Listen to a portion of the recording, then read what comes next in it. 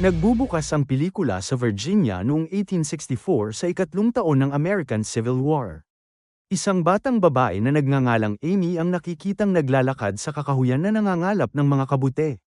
Makalipas ang ilang sandali ay nakita niya ang isang sundalo ng Unyon na may mga sugat sa binti. Ipinakilala nito ang kanyang sarili bilang si John McBurney at nagtanong kung saan siya nanggaling. Ipinaliwanag ni Amy na nakatira siya sa isang malapit na boarding school kasama ang apat na iba pang estudyante, isang guro, at ang may-ari ng paaralan na si Miss Martha. Nang marinig ito ay hiniling ni John na dalhin siya roon, at bagaman mula siya sa panig ng kaaway, pumayag ang mabait na batang babae na tulungan siya. Hindi nagtagal ay nakarating ang dalawa sa boarding school, pagkatapos ay agad na bumagsak si John sa harap ng pintuan. Nabihag ang mga babae sa gwapong lalaki, kaya binuhat nila ito sa loob ng gusali at dinala sa music room. Pagkatapos ay inutusan ni Martha si Amy na ilagay ang isang asul na tela sa bakod na senyales sa mga patrol na mayroong kaaway sa kanila. Gayunpaman, nang makita niya ang kritikal na kondisyon ng lalaki ay nagbago ang isip nito at nagpasya na isuko na lamang siya pagkatapos niyang gumaling. Sumunod ay inalis ni Martha at ng guro ng paaralan na si Edwina ang isang bagay sa kanyang binti at tinahi ang sugat. Nang lumabas sila ng silid, sinabi ni Amy sa lahat ang pangalan ng lalaki, ngunit sinabi ni Martha na hindi nila siya kailangang kilalanin dahil hindi siya magtatagal doon. Maya-maya habang naghuhugas ng mukha si Martha, nagulat siya sa isang malakas na tunog. Dumating na pala ang patrol kaya nagmamadali siyang pumunta sa gate para batiin sila. Pagkatapos ay binalaan siya ng kapitan na maraming kalaban na sundalo ang nasa malapit at dapat siyang mag-ingat. Sumang-ayon si Martha at humingi dito ng ilang bala para sa baril ng kanyang ama. Ipinaliwanag niya na may labanan sa malapit at mas magiging ligtas siya kung mayroon siyang isang bagay na kayang ipagtanggol ang kanyang sarili. Ang kapitan ay nagbigay sa kanya ng ilang mga bala nang walang pag-aalinlangan at ang patrol ay umalis. Samantala, naging magaan ang pakiramdam ng mga babaeng nanunood sa bintana dahil hindi ibinigay ni Martha si John. Kinaumagahan, pinuntahan ni Amy si John at napansin niyang bumuti ng husto ang kanyang kalusugan. Pagkatapos ay tumungo siya sa kusina kung saan nagtutulungan ng lahat sa paghahanda ng pagkain. Ang lahat ng mga babae ay nakasuot ng magarbong suot marahil para mapabilib ang gwapong lalaki. Maya-maya ay pumasok si Martha sa music room para tingnan si John na ngayon ay mayroon ng malay. Ipinahayag nito ang kanyang pasasalamat na tinanggap nila siya at inalagaan ng kailangan niya ito. Gayunpaman, malamig na ipinaalala ni Martha sa kanya na ang kanyang presensya ay hindi tinatanggap doon at siya ay hindi isang panauhin. Ilang sandali pa ay pumasok sa silid ang isang teenager na babae na nagngangalang Alicia at nag-alok na tumulong sa anumang bagay. Ngunit marahas siyang sinabihan ni Martha na umalis na nagsasabing walang mga estudyanteng pinahihintulutang pumasok doon. Kinahapunan ay pinuntahan ni Edwin na si John at binigyan ng sabon para linisin ang sarili. Nagsimula silang mag-usap at ibinunyag ng lalaki na tumakas siya sa larangan ng digmaan dahil ayaw niyang mamatay. Pagkatapos ay tinanong niya si Edwina tungkol sa kanyang buhay at ibinahagi naman niya na siya ay mula sa Richmond at madalas na naglalakbay para sa negosyo ng kanyang ama. Habang patuloy na nag-uusap ang dalawa, malambing na sinabi ni John na hindi pa siya nakakita ng kasing ganda niya. At nang tanungin niya ang tungkol sa kanyang pinakadakilang hiling, sumagot si Edwina na gusto lang niyang umalis sa lugar na ito. Kinagabihan ay nagtipon ng mga babae para sa panggabing panalangin, kung saan humiling si Alicia ng pahintulot na gumamit ng banyo. Gayunpaman sa halip na pumunta doon, dumiretso siya sa silid ni John at mapusok siyang binigyan ng halik. Natigilan siya sa nangyari pero hindi nagsalita si Alicia at pasimpleng bumalik para samahan ang iba sa pagdarasal.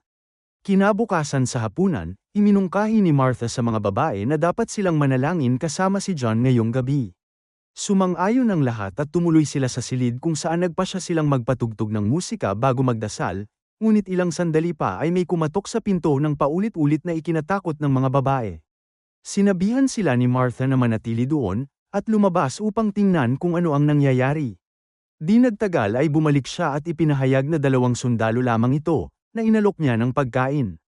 Ito ay humantong sa isa pang debate, tungkol sa kung dapat nilang ibigay si John o hintayin muna itong gumaling. Nagsimula silang bumoto at gusto ng lahat na manatili siya, kaya walang pagpipilian si Martha kundi pumayag.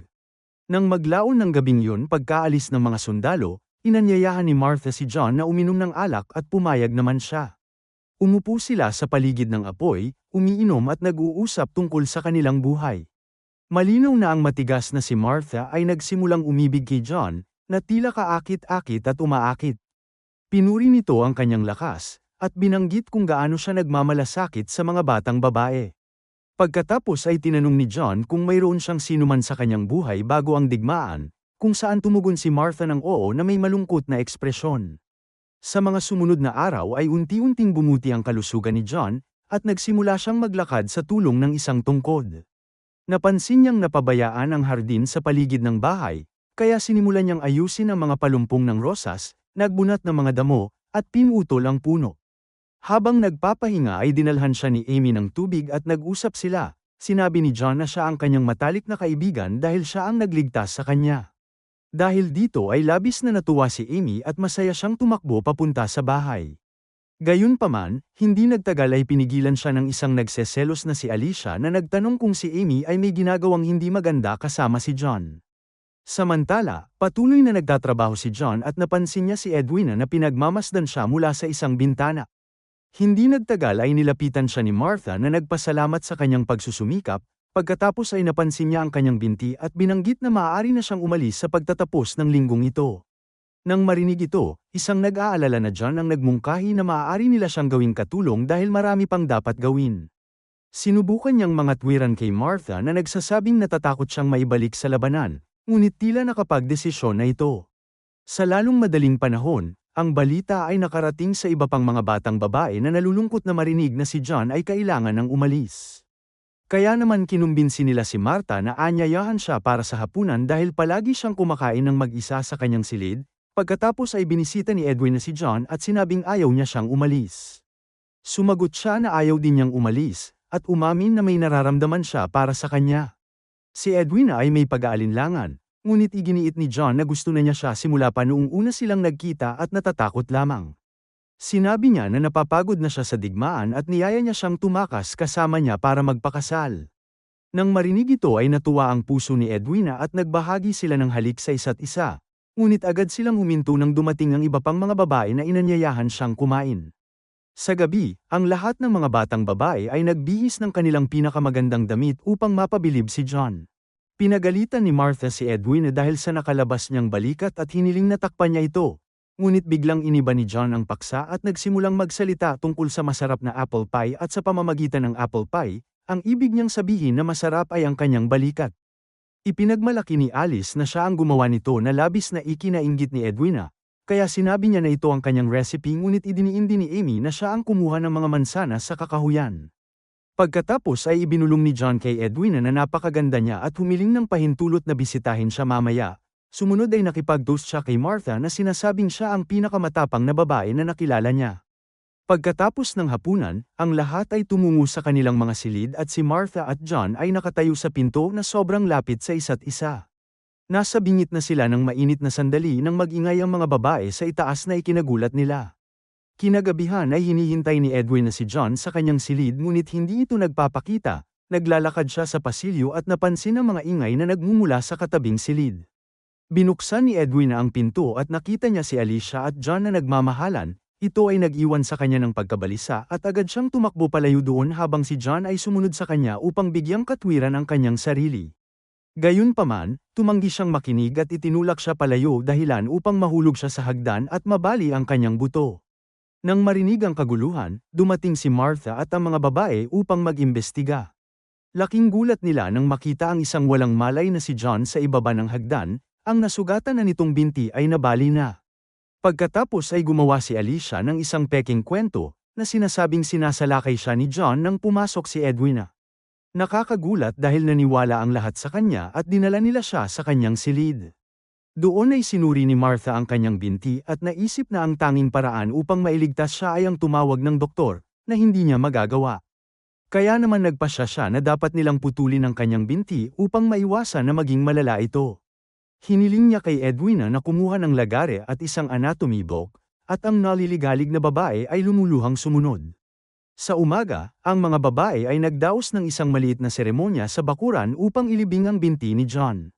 Samantala sa loob ng bahay, nagkaroon siya ng malay at natakot nang matuklasan na nawawala ang isa niyang paa. Nagsimula siyang sumigaw at hindi nagtagal ay dumating sina Martha at Edwina upang mapakalma siya. Humingi sila ng paumanhin at sinubukan na ipaliwanag na kailangan nilang putulin ang kanyang binti upang mailigtas ang kanyang buhay. Ngunit inakusahan ni John ang dalawa na pinutol nila ito dahil pumunta siya sa silid ni Alicia sa halip na sa kanila. Tinawag niya silang mapaghiganti na mga asong babae at sinimulan silang isumpa gamit ang mga mapang-abuso na salita. Ikinulong siya ng isang natatakot na si Martha sa silid, ngunit patuloy siyang sumisigaw na ikinatakot ng lahat sa bahay. Makalipas ang ilang oras nang tuluyang kumalma si John, binisita siya ni Alicia at humingi ng tawad sa nangyari. Nagiging malinaw na sila ay nagkaroon ng relasyon at sinisikap niyang hikayatin siya sa pamamagitan ng pagsasabi na siya ay magiging malakas sa lalong madaling panahon. Gayunpaman, ang bigong lalaki ay agresibong hinawakan ang kanyang buhok at hiniling na nakawin niya ang mga susi ng silid mula kay Martha. Noong una ay tumanggi si Alicia at sinabing maaari siyang magkaroon ng malubhang problema, ngunit nang patuloy niya itong sinaktan ay wala siyang magawa kundi ang pumayag. Kinahapunan ay nagtipon ng lahat sa silid kainan at pinag-usapan kung ano ang dapat nilang gawin kay John. Ang mga babae ay natatakot sa kanya at nais na umalis siya sa lalong madaling panahon. Kahit si Alicia ay ayaw na sa kanya, ngunit patuloy na ipinagtatanggol ni Edwina ang kanyang mga aksyon. Sa oras na yun ay lumitaw si John sa ibaba gamit ang saklay at ipinahayag na nakuha niya ang baril ni Martha. Muli niyang inakusahan sina Martha at Edwina na pinutol ang kanyang paa dahil lang sa hindi siya natulog sa tabi nila. Dahil dito ay kinabahan si Amy at sinabi na ang kanyang pagsigaw ay ikinakatakot ng kanyang alagang pagong, ngunit kinuha ni John ang pagong mula sa kanya at tinapakan ito hanggang sa mamatay. Iniwan niya ang kaawa-awang bata na naguguluhan, at ito ay tila nagpakalma kay John. Samantala, ang lahat ay nagsimulang matakot kaya binigyan ni Martha si Amy ng isang asul na tela at hiniling sa kanya na ilagay ito sa kanilang pintuan. Ito ay magsisilbing hudyat sa pagdaan ng mga tropang alyansa na narito ang isang sundalo ng Unyon. Sumunod ay itinali ng batang babae ang asul na tela ngunit sa kasamaang palad ay nasundan siya ni John na agad na tinanggal ang tela. Ang natatakot na si Amy ay tumakbo palayo ngunit ang nagagalit na lalaki ay sumunod sa kanya. Ilang sandali pa ay narinig ni Martha si Amy na sumisigaw at nagmamadaling lumabas upang tingnan kung ano ang nangyayari. Hindi nagtagal ay nakarating siya sa isang kubo kung saan siya nakita ni John na may dalang baril na nagbabanta na sasaktan siya. Mabilis na namagitan si Martha upang ayusin ang sitwasyon at pinapasok siya sa bahay para makapag-usap sila ng mahinahon. Pagbalik sa bahay ay tiniyak ni John sa mga babae na hindi niya sinasadya ang lahat. Ibinunyag niya na siya ay nabalisa lamang dahil sa pagiging may kapansanan at naisip na ang kamatayan ay mas mabuti kaysa sa buhay na ito. Pagkatapos nito ay nagbanta siya na kapag sinubukan nila siyang saktan muli, babarilin niya silang lahat. Pinaputukan pa ni John ang isang ilaw para patunayan na hindi siya nagbibiro. Pagkatapos ay umakyat siyang muli at agad siyang sinundan ni Edwina, nilapitan niya ang lalaki at sinubukan na akitin ito nang hindi nag-aaksaya ng oras. Bagamat sa una ay nag-aalangan ang lalaki, sa kalaunan ay sumuko siya sa kanyang mga pagnanasa at agresibong nakipagdigmaan sa kanya sa sahig. Sa ibaba ay sinubukan ng iba na humanap ng solusyon sa kanilang problema na si John, iminungkahi ng mga babae na sunugin siya, ngunit ayaw ni Martha na gumawa ng gayong kalupitan. Sinabi ng isa sa mga babae na gustong-gusto ni John ang mga mushroom at makakahanap si Amy ng may lason na ipapakain sa kanya. Sa tingin ni Martha ay isa itong magandang ideya at ang lahat ng mga babae ay nagpasya na gawin ang planong ito nang hindi sinasabi kay Edwina. Ang eksena pagkatapos ay pinutol sa gabi kung saan ang lahat ay nagbibihis para sa isang malaking magarbong hapunan. Lumilitaw na mas maayos rin ang emosyon ni John matapos makipagdigmaan kay Edwina kaya tinanggap niya ang imbitasyon sa hapunan. Habang kumakain ay nakaramdam siya ng kahihiyan sa kanyang mga sinabi at humihingi ng paumanhin sa lahat. Ngunit hindi nito napigilan ang mga babae na gawin ang kanilang plano at maya-maya ay nag-alok sila sa kanya ng espesyal na mushroom na pinili ni Amy. Tinanggap ito ni John ng walang pag-aalinlangan, at magiliw din itong ipinaabot kay Edwina. Kakainin na sana niya ang mga ito, ngunit pinaalalahanan siya ng iba na hindi niya gusto ang mushroom na sinang-ayunan naman ni Edwina.